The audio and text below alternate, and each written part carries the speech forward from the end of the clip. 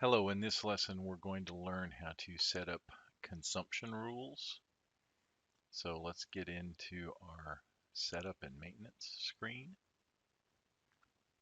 Switch over to manufacturing, come down to inventory management, and scroll down to manage consumption rules.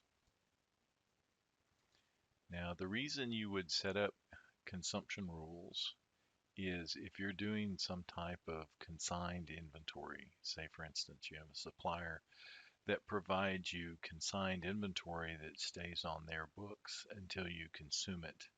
So you have to tell the system when that consumption takes place. First off, let's just see if we have a rule out there.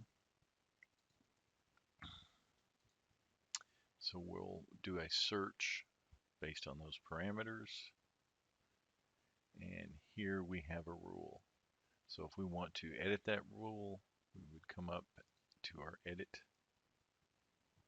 icon, and here's the consumption rule, basically saying that the transaction type is going to be a sub-inventory transfer from this organization from inspection into stores, and it establishes the owning party.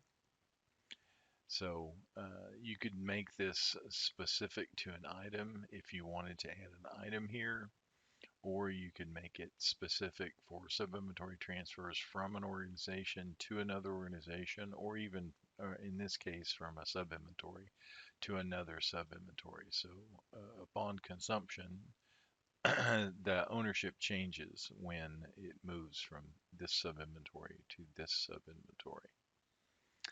So once you're done making your updates, you can do a save and close.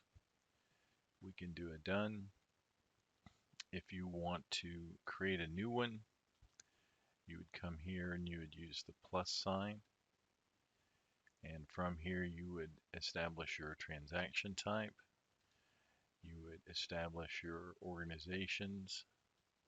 And in this case, because we chose sub-inventory transfer, it only allows that. Had I chose a direct organization transfer, then I would have had to select from org and a to org.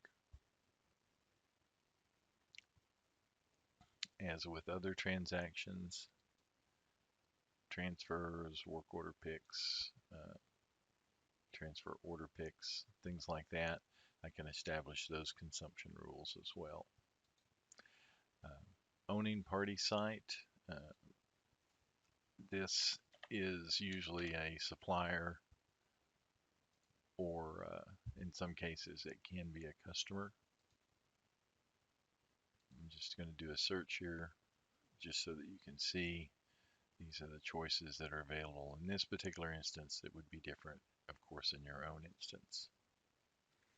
Once you've put in all the information, you can save it, create another one, or save and close, or cancel.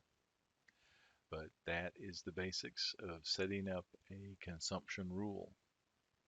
When you're done, click done, and you're back to your menu. And that concludes this lesson.